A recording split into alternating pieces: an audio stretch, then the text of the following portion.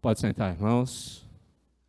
Eu vou pedir para que nesse momento o nosso irmão presbítero Francisco, que é o tesoureiro da igreja, fez a apresentação daquilo com que Deus nos abençoou nessa manhã e os desafios que temos para o ano agora corrente, para que ore agradecendo a Deus por aquilo que já foi entregue, mas para que também desperte o coração daqueles que ainda não contribuem, não participam e não experimentaram ainda a bênção de devolver ao Senhor uma parte daquilo com que eles têm contemplado. Vamos orar com o nosso irmão presbítero Francisco.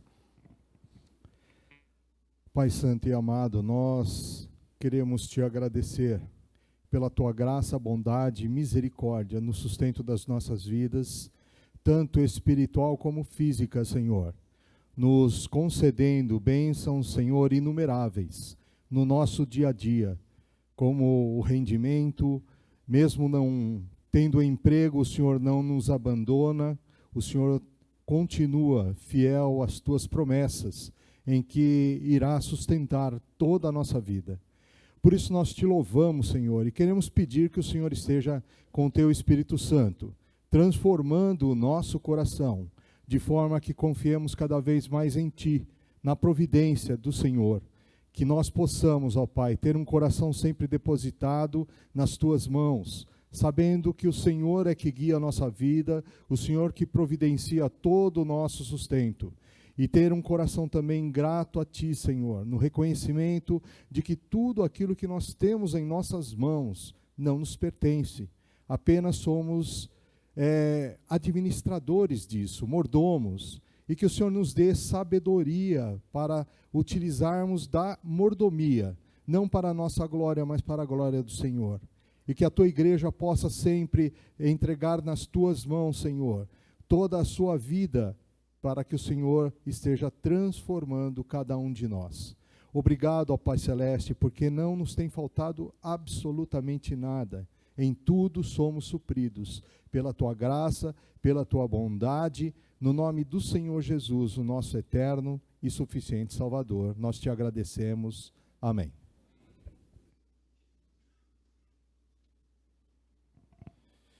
Abra a sua palavra, a palavra de Deus, no capítulo 17 de 1 Reis. Primeiro livro dos Reis, capítulo 17. Nós iniciamos a partir desse domingo uma nova série, Fé em Tempos de Incredulidade.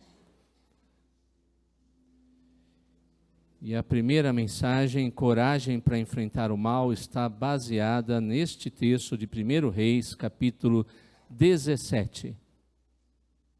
Veremos a partir do versículo 1. 1 de Reis, 17, a partir do versículo 1.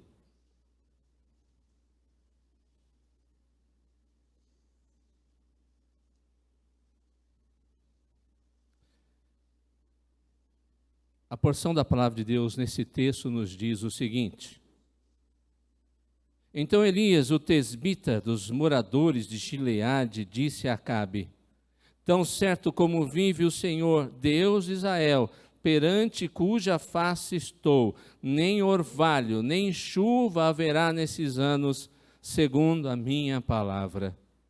Veio-lhe a palavra do Senhor, dizendo: Retira-te daqui, vai para a banda do Oriente, esconde-te junto à torrente de Querite, fronteira ao Jordão. Beberás da torrente, e ordenei aos corvos que ali mesmo te sustentem. Foi, pois, e fez segundo a palavra do Senhor, retirou-se e habitou junto à torrente de Querite, fronteira ao Jordão. Os corvos lhe traziam pela manhã pão e carne, como também pão e carne no anoitecer, e bebia da torrente. Mas, passados dias, a torrente secou, porque não chovia sobre a terra. Feche seus olhos, oremos. Pai querido, Deus sempre disposto, com sua misericórdia maravilhosa e infinita, a perdoar, mas também a falar ao coração dos seus filhos. Nada merecemos das tuas mãos, mas reconhecemos que sem o Senhor nada somos, nada podemos fazer. E se o Senhor, com o teu poder, não falar por intermédio da sua palavra ao nosso coração, estaremos perdidos em nossos próprios caminhos, escolhas, pensamentos, em nosso, ó Deus, em nossa vida limitada, pobre.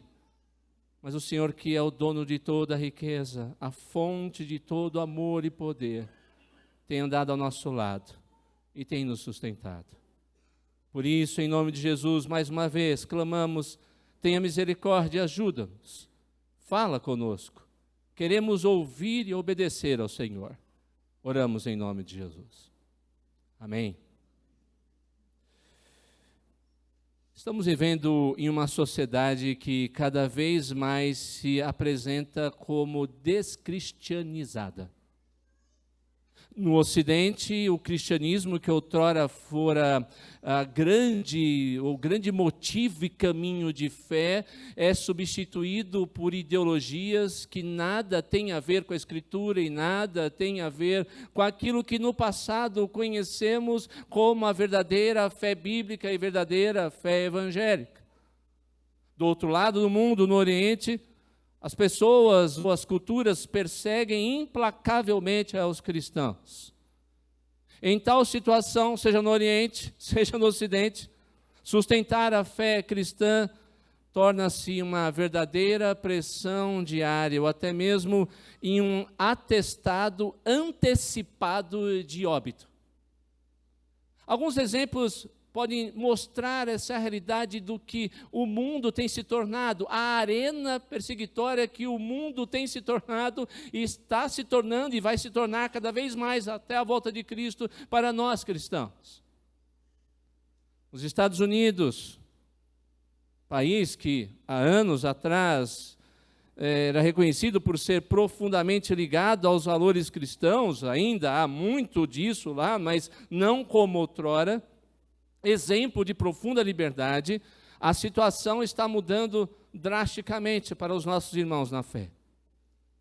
Depois que os atentados às Torres Gêmeas aconteceram, tão conhecidos por nós, depois lá na Rússia, terem sido feitos reféns 1.200 pessoas numa escola em 2004. Algumas escolas americanas começaram a simular atos de terrorismo e como professores e alunos deveriam enfrentar situações semelhantes a essas.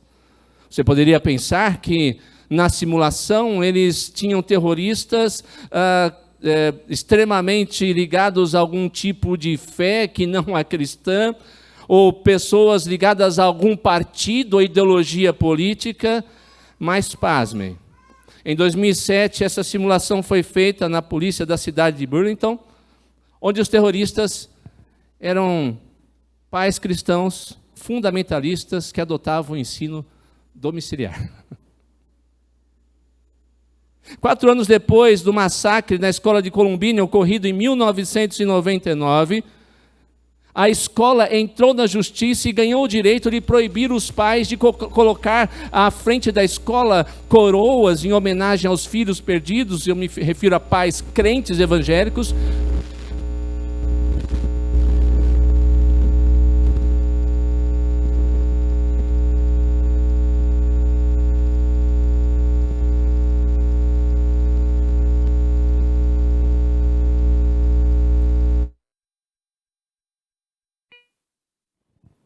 Som. Voltando então, irmãos. Nessa escola onde houve um massacre, em 1999, a diretoria da escola proibiu qualquer mensagem bíblica ou transcrição de versículo nas coroas de homenagem que os pais colocavam na porta para a memória dos seus filhos.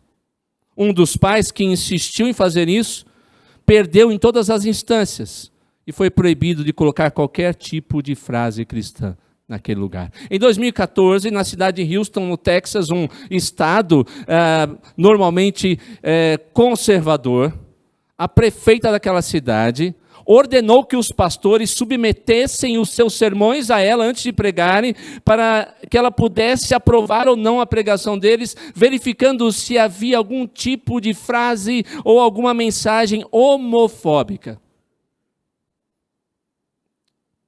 No Oriente, como eu falava, a perseguição é ainda pior.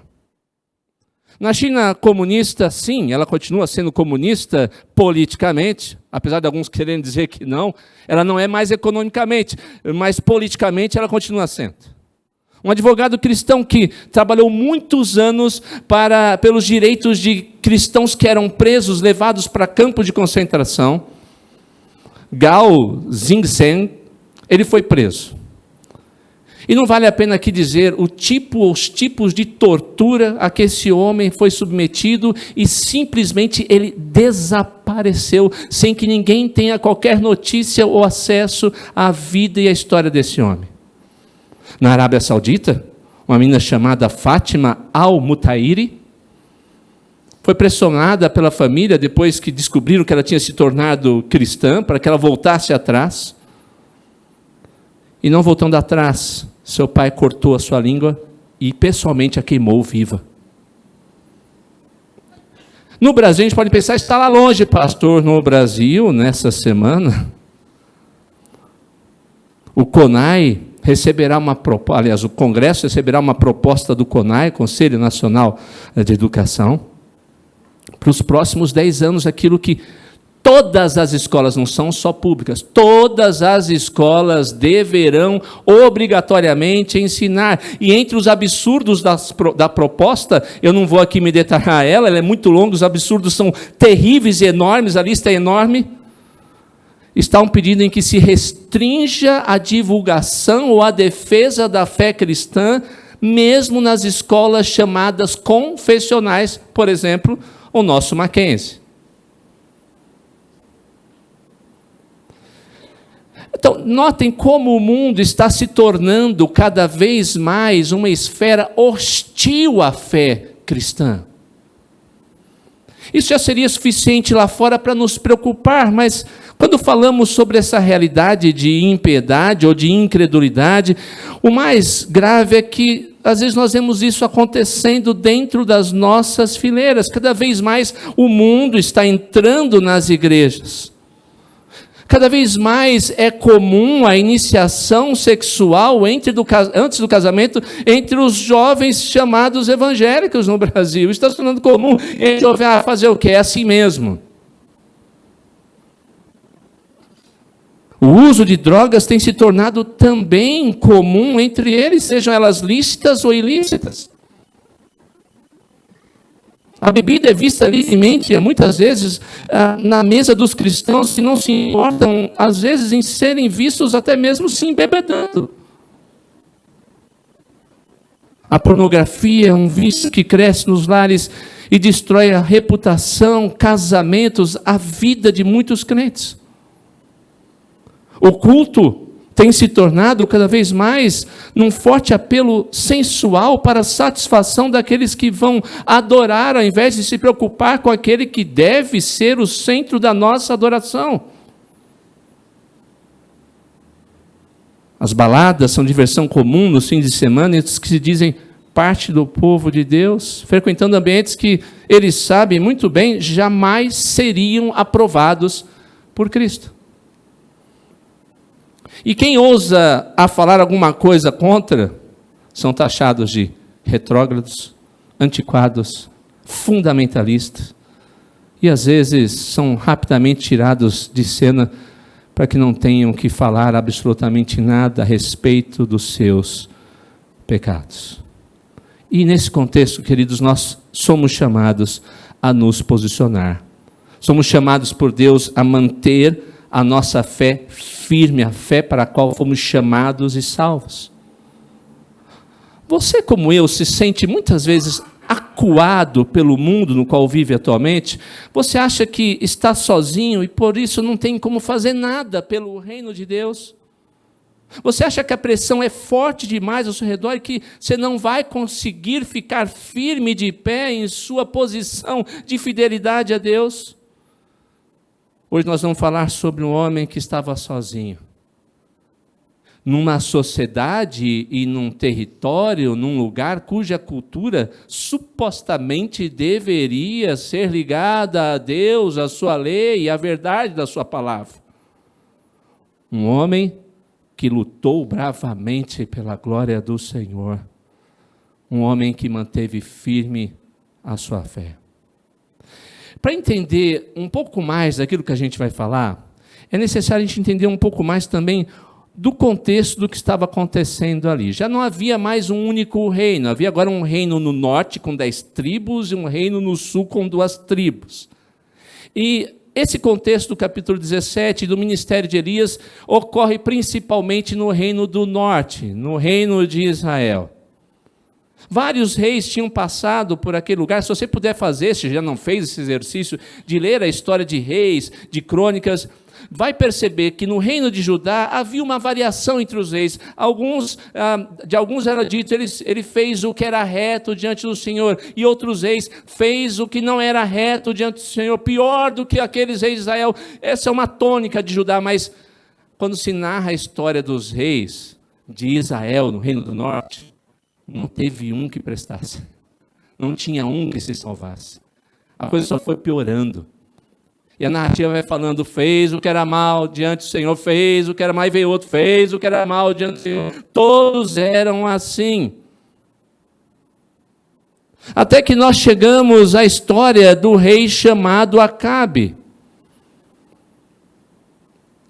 Para fazer uma simples aliança política, ele se casou com uma mulher chamada Jezabel, que virou um sinônimo de uma mulher que está levando as pessoas à bruxaria, à feitiçaria, distante de Deus, porque muito possivelmente ela era assim, e juntou a fome com a vontade de comer. Acabe era um homem fraquíssimo, sem personalidade nenhuma, não tinha peito para tomar decisões. Quando alguém se contrapunha a ele ia para a cama, ficava deprimido e chorava. E Jezabel tomava as rédeas da liderança do palácio e da vida da sua família. É o pior resultado que poderia existir.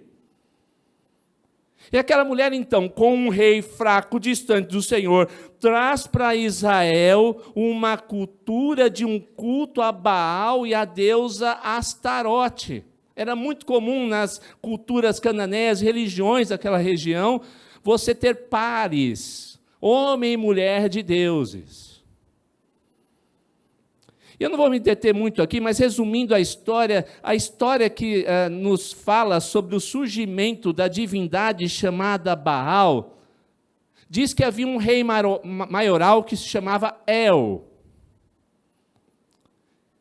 Ele tinha deportado Baal, então Baal um dia consegue voltar, destrói El, assume agora como a maior divindade do panteão cananeu e toma como esposa a Astarote. O interessante é que na linguagem hebraica e na cultura hebraica, El era um nome dado também a Deus. Então veja só como as coisas se encaixaram. Um povo está distante de Deus, onde o culto ao Senhor já tinha sido deixado de lado há muito tempo. Há uma sombra, uma lembrança do que Deus era. Ele já está prestes a se colocar radical, como se fosse possível isso, num culto ao Deus verdadeiro, a Jeová, ao Senhor. Então chega um outro culto, esse é bom. Por quê? Porque o culto a Baal e a Astarote era muito mais sensual. Se você quiser estudar isso, estude numa outra oportunidade, mas era um culto totalmente sensual em todas as suas possibilidades. E Baal era conhecido como o deus do tempo, o deus do trovão, o deus da chuva, o deus da fertilidade, a ponto de dizerem que quando chovia, era a semente de Baal que caía sobre o solo.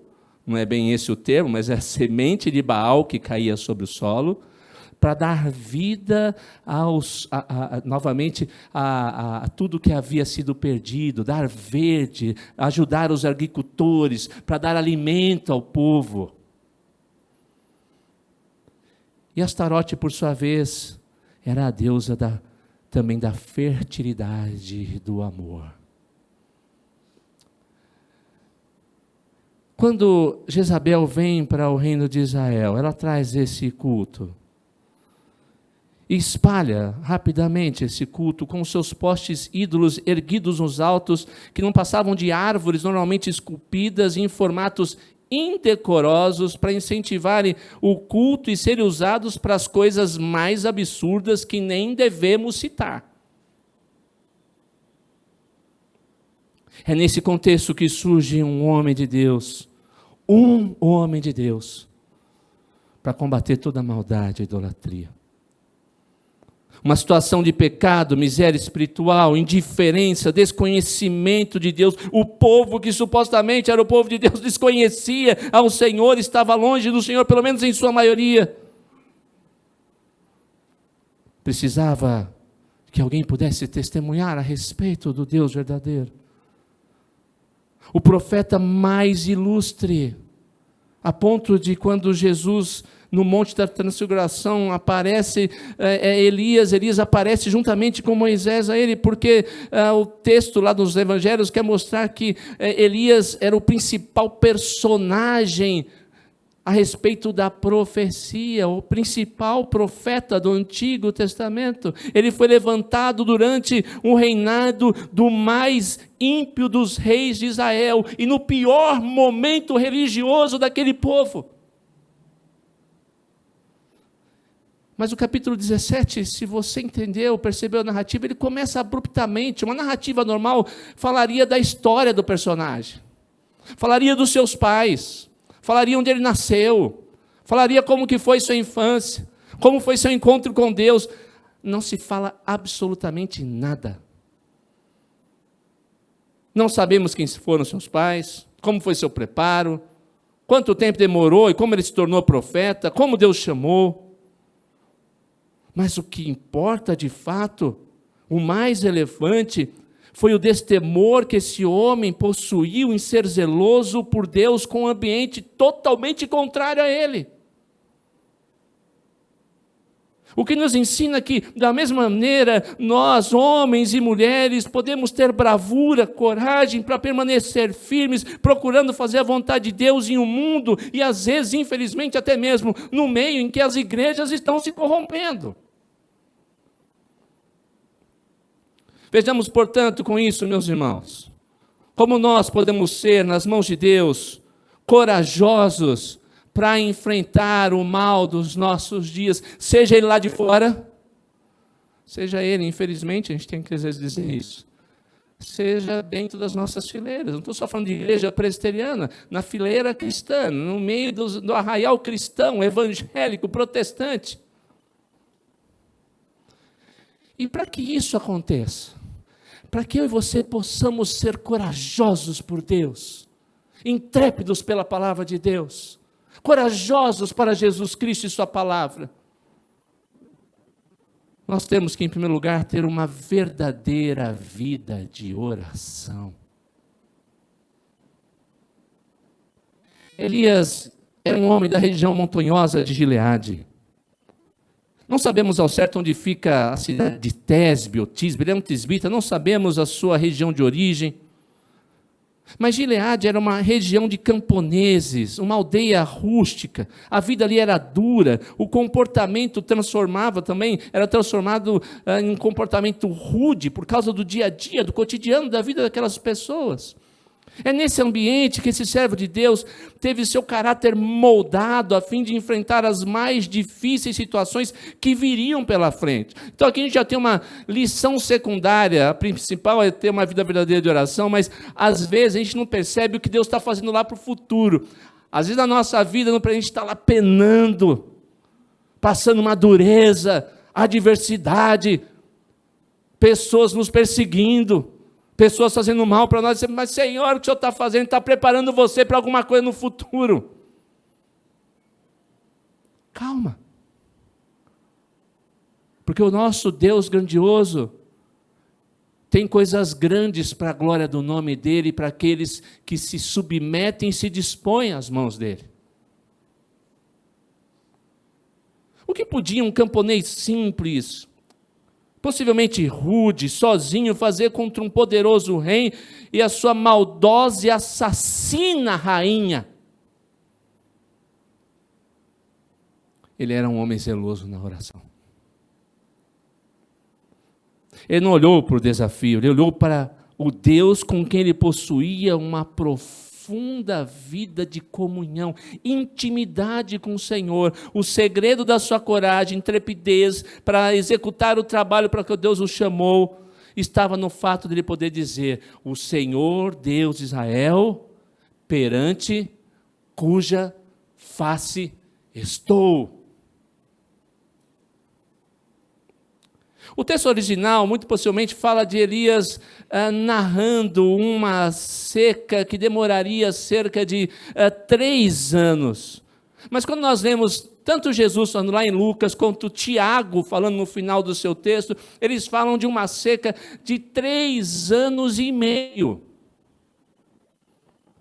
Nós não temos certeza, esse intervalo, esse ato de tempo, talvez possa nos trazer dúvidas, mas o palpite que nós podemos dar aqui é que a seca já tinha começado 6 meses antes, a coisa estava apertando, o povo não sabia que aquilo vinha ainda de Deus, e Elias vem e diz: esse negócio aqui é de Deus, vai demorar mais 3 anos. Ora, durante esses 6 primeiros meses, por que Elias não apareceu? Por que ele não veio antes avisar?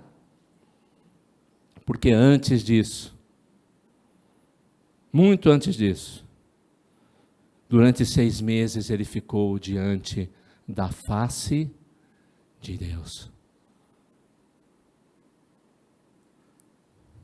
Ele tinha comunhão com o Senhor, aquele que estava vivo em seu ministério, e o tornou ousado para a obra para a qual ele foi chamado. Ele possuía o conhecimento da presença divina em sua vida, ele tinha a experiência de que o Senhor é bondoso, e se o Senhor Todo-Poderoso estava com ele como profeta, o que ele poderia ou deveria temer? Nenhum tirano, nenhuma mulher assassina poderiam trazer temor a um homem que durante 6 meses estava diante da face do Senhor. Um mundo e uma igreja nos quais a corrupção e o pecado se instalam com profunda força e vigor, só podem e só poderão ser vencidos por pessoas que entendem a importância singular de estarem de joelhos dobrados diante da face e na presença do Senhor. 6 meses ininterruptos de oração. Antes de fazer sua obra, ele sabia que ele não conseguiria fazer nada sozinho, mas ele sabia que precisava do poder do alto, dos céus, do poder do Senhor. Sem oração, queridos, nenhum planejamento será colocado em prática, nenhum objetivo será atingido, nenhum ministério poderá ser bem sucedido, nenhuma igreja crescerá e se manterá de pé. É com oração que começa, é com oração que termina. Os grandes homens e mulheres de Deus na história, que lutaram o bom combate e foram vitoriosos, eram, antes de tudo, homens e mulheres de profunda oração, de profunda comunhão com Deus.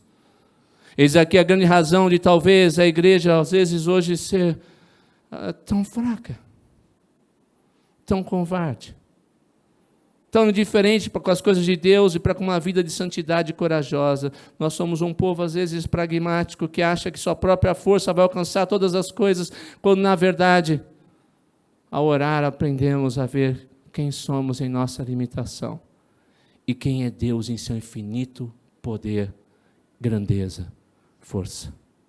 Você pode ser uma pessoa de coragem se tiver profunda comunhão e vida de oração com o Senhor. Desafie-se a ter uma profunda e constante vida de oração, colocando-se nas mãos de Deus. Ter uma verdadeira vida de oração é o primeiro passo para que possamos ter coragem para enfrentar o mal que nos rodeia, mas, em segundo lugar, é necessário que tenhamos um conhecimento relevante a respeito de Deus.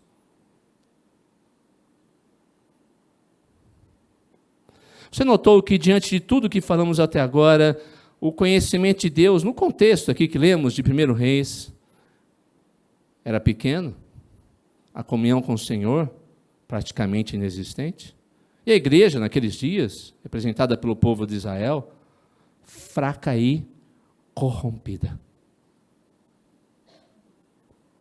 Num ambiente como esse, nós poderíamos talvez dizer, não dá. Pastor, não dá para fazer qualquer coisa. É impossível, alguns até diriam. Sim, é difícil manter-se corajosos ou corajoso quando nós estamos em um pequeno número, ou em grande parte dos casos, até mesmo sozinhos. Afinal, é muito mais fácil, é muito mais cômodo ser mais um seguindo os mesmos pensamentos e opiniões da multidão. É muito mais simples. É claro que é. Entretanto, quando conhecemos a Deus, eu vou repetir, quando conhecemos a Deus, não há lugar para covardia e muito menos para a preguiça. Quando o nosso coração é inundado pela presença e conhecimento da palavra do Senhor e do Senhor da palavra, que mostram quem Ele é, nós nos tornamos pessoas cheias de fé e coragem para fazer o que Ele requer das nossas vidas. Daniel 11:32 fala justamente isso, o povo que conhece o seu Deus se tornará forte e ativo. Há muitos anos atrás, Bonés Ribeiro diz que quem conhece a Deus terá grandes pensamentos a respeito de Deus e fará grandiosas coisas para Deus. Quem conhece a Deus não pensa pequeno para o reino de Deus. Quem conhece a Deus não pensa limitadamente para o reino de Deus. Quem conhece a Deus não é covarde pelo reino de Deus. Quem conhece a Deus não está na vanguarda, na retaguarda, mas na vanguarda das coisas do reino de Deus. Elias, ao afirmar, tão certo como vive o Senhor Deus de Israel, deixou bem clara a sua base de fé e confiança. Quando ele faz essa simples frase, essa simples afirmação, ele quer nos mostrar o conhecimento que ele tinha a respeito do Senhor. Primeiro, ele queria mostrar que era Jeová que reinava sobre Israel. Ele está dizendo, Acabe, você acha que você está reinando? Você não reina coisa nenhuma. Tão certo como vive o Senhor, Deus de Israel. Quem é o dono desse negócio aqui é o Senhor. Você acha que se você manda, você acha que sua mulher com esse poder que ela tem, ela manda? Não manda coisa nenhuma, porque esse lugar, esse povo pertence ao Senhor. Ele é o dono de Israel.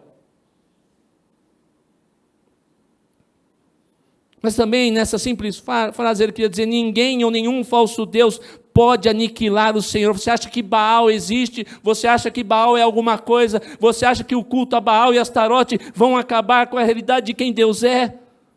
Não, Ele está vivo para sempre, sempre conduzindo todas as coisas. O panteão de deuses ridículos cananeus pode ter as suas lendas de divindades que se levantam uma contra as outras, na qual o vencedor Baal tem poder, vence, mas a única verdade é que existe um único Deus imortal, invencível, todo-poderoso, e que não adianta nem contar a história de alguém tentando lutar contra ele, porque vai perder sempre. Mas também Elias queria dizer, só há um Deus verdadeiro, Jeová, pois os outros são diferentes dele. Estão mortos. Nada são além de abominação e engano dos próprios homens. Logo, aqueles que nesses deuses confiam, também se estão entregando ao engano, à mentira, e também estão debaixo da ira de Deus. Elias não se deixou enganar ou levar por mentiras, pressões de um soberano, de um rei, de uma rainha e de outros que estavam abandonando a Deus ao seu redor. Porque tinha intimidade com Deus, ele conhecia Deus, e porque conhecia Deus, ele cria em Deus e tinha a certeza de que ele era poderoso, não por um tempo, mas por todos e todos os tempos. Conhecer a Deus, portanto, irmãos, vai muito além de estar no banco da igreja, como hoje, para ouvir a mensagem, domingo após domingo. Quando conhecemos a Deus, nós saímos do nosso comodismo, nos colocamos nas mãos dele para realizar grandiosas coisas. Às vezes é triste ver um povo que diz conhecer a Deus, conhecer a palavra de Deus, mas com uma vida limitada, covarde por Deus e por sua palavra, desconhecendo as coisas do Senhor, indiferente para com o pecado e às vezes até mesmo escravas do pecado. Conhecer a Deus significa andar com Ele em absoluta santidade, desejar agradá-lo, fugir do mal e do pecado, e quando o comete, arrepender-se dele e voltar-se aos braços desse Senhor, em que não há nenhuma sombra de mal ou pecado. O mais interessante é olhar para o texto, é que se nós prestarmos atenção, notarmos no que aconteceu ao redor, Elias tinha tudo para se acovardar, tudo para ficar lá escondidinho na aldeia de Gileade. Mas todavia, ao começar e crescer em comunhão com Deus, ele crescia em conhecimento de Deus, e isso o empurrou do ostracismo para a história.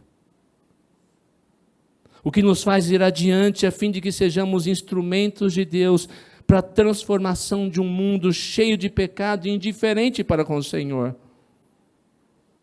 Conheceríamos a Elias se ele não tivesse conhecido a Deus e tido profunda comunhão com Ele? Possivelmente não. Ele seria mais um pobre, rude aldeão daquela cidade, aquela aldeia de Gileade. No entanto, um dia ele se levantou e olha que interessante, Elias não é conhecido porque é de Gileade, mas Gileade é conhecida por causa de Elias. Já pensou você se tornar uma referência? Já pensou um dia as pessoas dizerem assim, olha, eu sou da igreja Presbiteriana de Suzano, olha, não conheço, mas eu conheço aquele homem de Deus que está lá, aquela mulher de Deus que está lá, aquele grupo de Deus que está lá.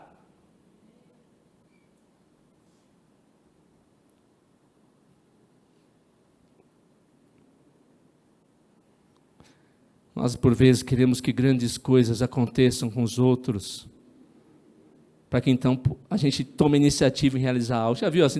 Eu vou esperar alguém tomar o passo primeiro. Quando alguém começar, eu começo a fazer. Imagine Elias pensar dessa forma. Eu não estou muito certo que eu tenho que ir lá falar com Acabe e encarar sua esposa maldosa, assassina Jezabel. Deixa eu esperar uns 2, 3 irem primeiro, depois eu vou. Não, Deus nos chama a dar o primeiro passo. Orando e conhecendo a Ele. E sendo ousados por Ele. Mas normalmente a gente não faz isso. E quando as coisas não acontecem, sabe o que a gente faz? A gente culpa a igreja, culpa a história, culpa os outros. Por não ver absolutamente qualquer coisa acontecendo. A culpa é sempre dos outros. Mas a gente devia dar o primeiro passo e dizer, estou aqui. Porque eu oro, estou diante da sua face, porque eu te conheço. Eu vou fazer o que te agrada. Talvez Deus esteja chamando você, sim, você, nessa noite, para realizar grandes e maravilhosas coisas por Ele. Não é como a multidão que normalmente as coisas acontecem no povo de Deus. Deus chama pouca gente, é apenas uma pessoa, mas sim quando alguém que está em profunda comunhão com Ele, se coloca de pé e diz, eu quero fazer a tua vontade, eu quero fazer parte da sua história nesse mundo perdido, em uma igreja às vezes fria e indiferente, eis-me aqui como Elias, eu quero ser uma mulher, um homem, um jovem de Deus. Ter uma verdadeira vida de oração é o primeiro passo. Ter um conhecimento relevante sobre Deus é um segundo passo. Mas, em terceiro lugar, tenha ousadia pela glória de Deus.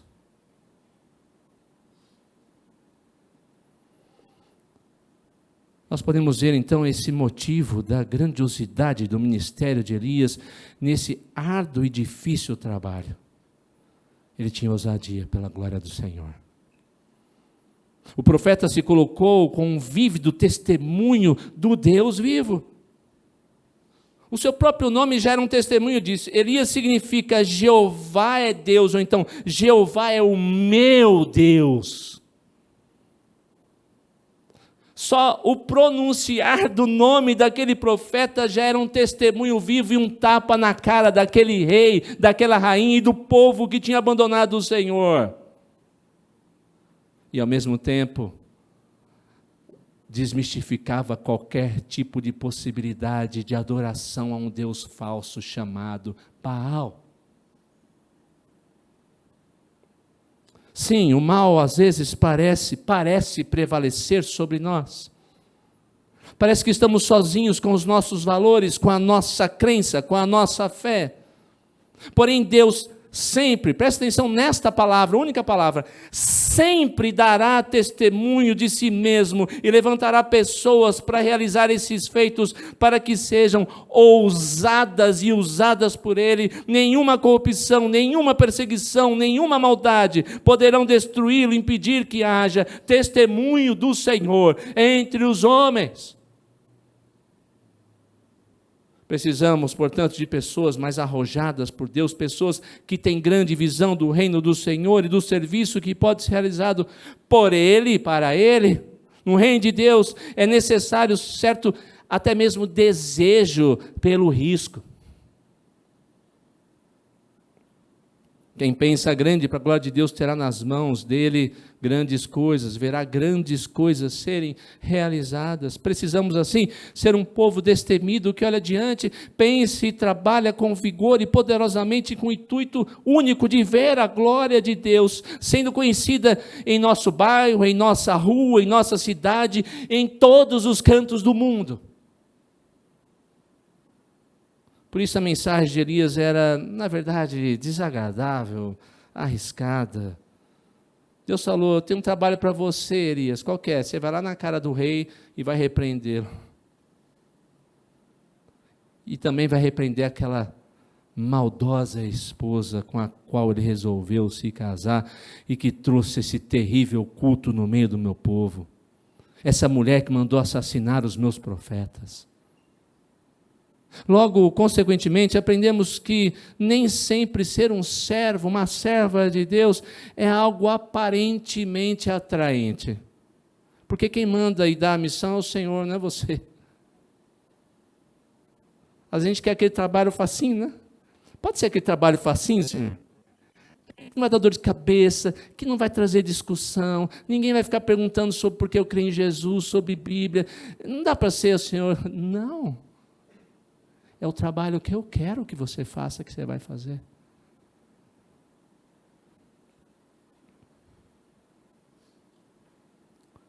Seu compromisso e o meu compromisso é com a verdade, com amor, para chamar pecadores ao arrependimento, é de fidelidade ao Senhor. Em muitos casos, quem sabe, poderemos colocar em jogo até a nossa própria vida, mas contudo o que importa, pois quem quiser salvar a sua vida, perderá. Quem perder a vida por minha causa, esse a salvará. Seja destemido por Deus. Afinal, nós temos visto a sua glória, glória como do unigênito do Pai, que nos resta fazer então, se não dedicarmos tudo o que somos, tudo o que temos, o nosso respirar, o nosso pensar, o nosso coração, o nosso viver, com toda a coragem, e queimarmos e oferecermos a nossa vida completamente nas mãos, no altar do Senhor, para que o mundo conheça a glória do Cristo eterno, Deus e Salvador. Elias estava diante da face de Deus e por ele foi ousado, e repito, usado, o que Deus poderá fazer por meio de nós, a quem o grande Redentor se revelou e se uniu e habita para sempre. Portanto, tenha fé, tenha coragem. Não seja moldado por um mundo mau e ímpio que o pressiona dia e noite com seus valores e ideologias. Antes esteja diante da face de Deus, derrame seu coração na presença dEle, se prepare para o serviço em profunda vida de comunhão e oração, conheça o Senhor, faça por meio da sua vida grandiosas e poderosas coisas para a glória de Deus, que Ele nos ajude a orar mais, que Ele nos ajude a conhecer o mais, que Ele nos ajude a cada dia com profunda ousadia sermos usados para a sua glória. Quero convidá-los, no espírito dessa mensagem, a cantar o hino de número 303. Enquanto cantarmos o hino 303, na última estrofe eu convido os nossos irmãos presbíteros para que venham à frente para a celebração da Santa Ceia.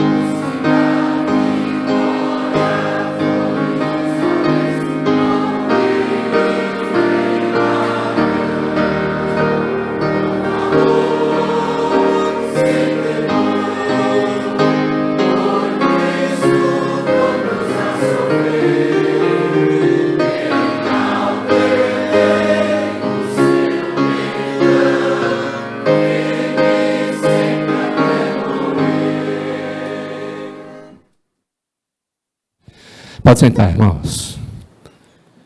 Para nos prepararmos para a ceia do Senhor, o sacramento da ceia do Senhor, somos convidados a refletir sobre a nossa vida e o nosso coração. Como você tem se comportado na presença da verdade de Deus e da sua palavra?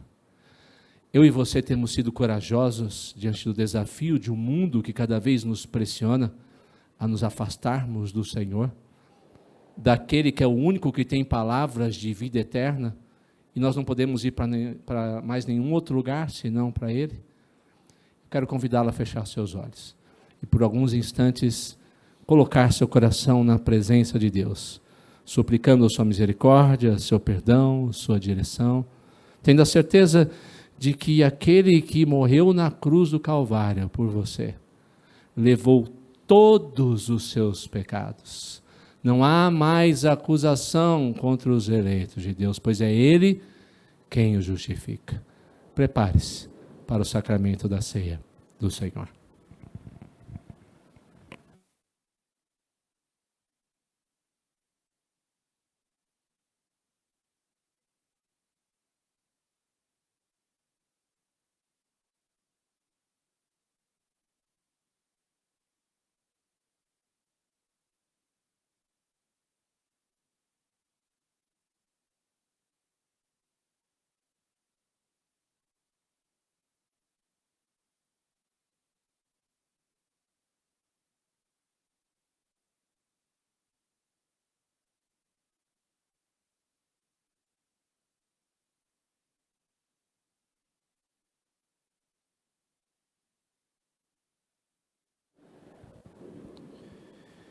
Confessamos, Senhor, a Ti o nosso pecado, aquele mais escondido que só o Senhor conhece, sabendo que do Senhor nada podemos esconder. Confessamos diante do Senhor aquilo que os nossos olhos não deveriam ter visto, aquilo que os nossos lábios não deveriam ter pronunciado, aqueles que as nossas mãos, os nossos pés não deveriam ter cometido, aqueles nossos pensamentos que jamais deveriam ter passado por nossa mente, os nossos mais escusos e terríveis desejos, todos eles colocamos na sua presença e dizemos só uma coisa: perdão, Deus querido, ajuda-nos a andar a cada dia em novidade de vida por meio de Cristo, a deixar a velha roupagem do velho homem para trás e nos revestirmos do amado Redentor, para que, como Ele, sejamos a cada dia. Obrigado pelo teu perdão. Obrigado porque o Senhor é gracioso, misericordioso e porque o Senhor nos ama. Oramos, agradecidos pelo teu perdão. E suplicamos que agora possamos estar preparados para participar do sacramento da Santa Ceia, onde a graça que um dia nos alcançou é reforçada em nosso coração, porque ela, ó Deus, como luz, nos faz olhar para a tua palavra e para a verdade dela, e reconhecer tudo aquilo que de uma vez por todas o Senhor fez por nós. Ajuda-nos e fortalece-nos. Nós oramos em nome de Jesus. Amém. Queridos, na noite em que ia ser traído, o Senhor Jesus tomou o pão em suas mãos, deu graças e deu aos seus discípulos, dizendo: tomai e comei, esse é o meu corpo partido por amor de vós. Fazei isto em memória de mim. Depois de ter partido e distribuído o pão, o Senhor Jesus tomou o cálice em suas mãos, deu graças novamente e deu aos discípulos, dizendo: tomai e bebei, este é o sangue da nova e eterna aliança, que é derramado em favor de vós. Fazei isso todas as vezes que beberdes, em memória de mim. O Senhor Jesus Cristo não morreu na cruz apenas pelos presbiterianos. Ele morreu por todo aquele que crê nele como o único e suficiente Salvador.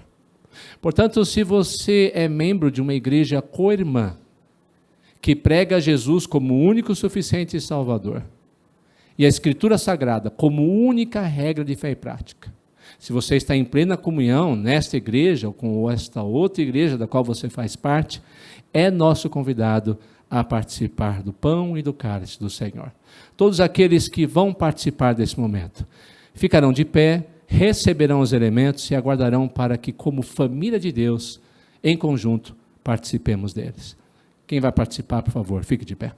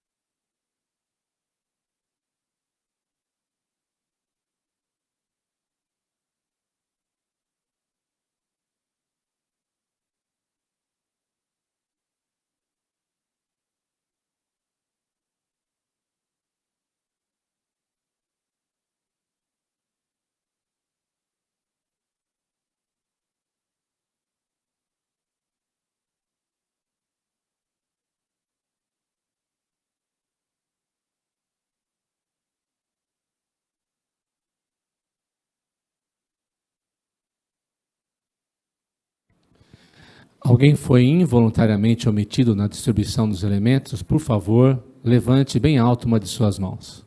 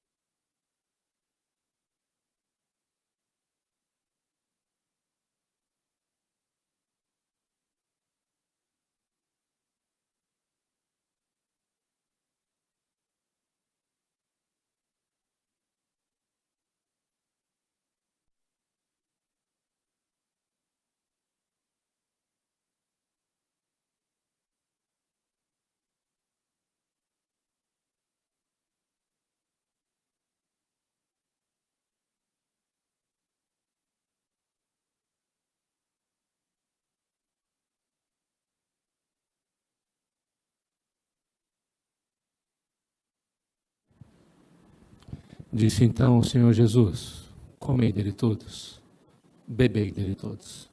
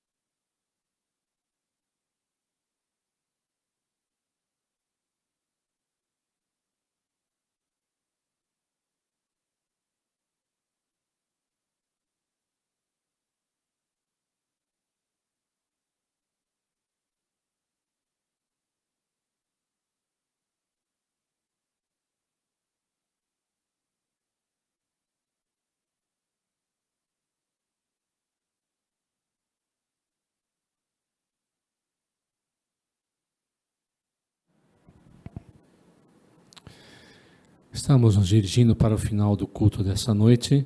Teremos oração final, a bênção apostólica, e no final cantaremos o hino 368, apenas a primeira estrofe e o refrão, e assentaremos-nos para as saudações finais. Então, vamos ficar de pé para a última oração, interpretação da bênção, e depois, primeira estrofe e o refrão do hino 368. Eu vou pedir para que o nosso irmão presbítero Grego nos guie nessa oração. Senhor meu Deus, graças te damos, ó Pai, por mais um domingo, mais uma semana que se iniciamos na Tua casa, ó Pai. Ó, como é bom participar do culto de adoração a Ti, Senhor. Te agradecemos em especial por essa Santa Ceia, mais uma Santa Ceia que somos relembrados que sem Ti não somos nada. Te agradecemos pelo sacrifício do Teu Filho naquela cruz para nos salvar, ó Pai. Que o Senhor nos ajude aqui nessa terra, apesar de imperfeitos, apesar de falhos, proclamarmos a Tua luz aqui neste mundo, Pai. Te peço que o Senhor continue abençoando a nossa igreja, toda a liderança, todos os membros, todas as famílias aqui representadas. Que o Senhor esteja cuidando de todos, de acordo com o Teu querer, durante toda essa semana. Tudo que eu te peço, eu te agradeço, no nome santo e precioso de Cristo que eu oro. Amém.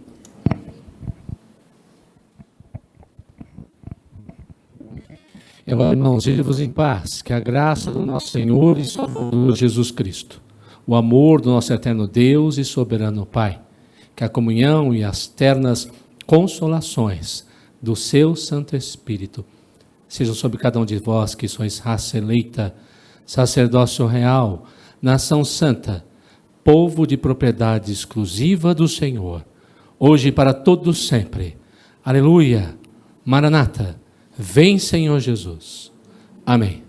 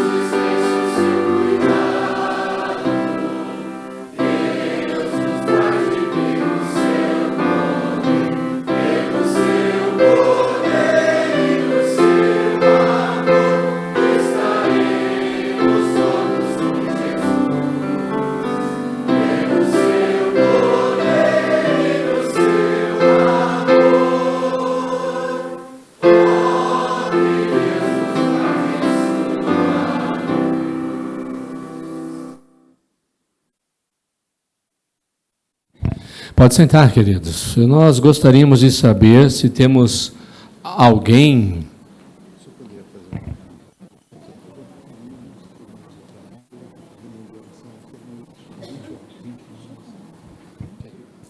Primeiramente, saber se temos visitantes pela primeira vez. Deixe sua mão bem alta. Está aqui, como é o seu nome? Manuel, seja bem-vindo, viu, Manuel? Alegria tê-lo aqui conosco. Traz a lembrança aqui. Aí no fundo, temos mais uma pessoa. Oi? Rodrigo e Fernanda. Manuel aqui na frente. Mais alguém? Visita pela primeira vez? A gente não recebeu aí?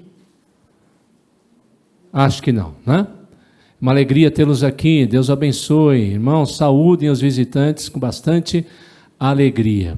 O presbítero Francisco pede para reforçar que amanhã retornam as reuniões de oração da UPH às 20 horas. Não é isso, presbítero Francisco? 20 horas aqui na igreja, reunião de oração. Bom, queridos, no mais, uma boa semana na presença do Senhor. Que Ele possa guardá-los a cada momento na força do seu poder. Fique em oração silenciosa, aguarde a saída do pastor para os cumprimentos. Deus abençoe.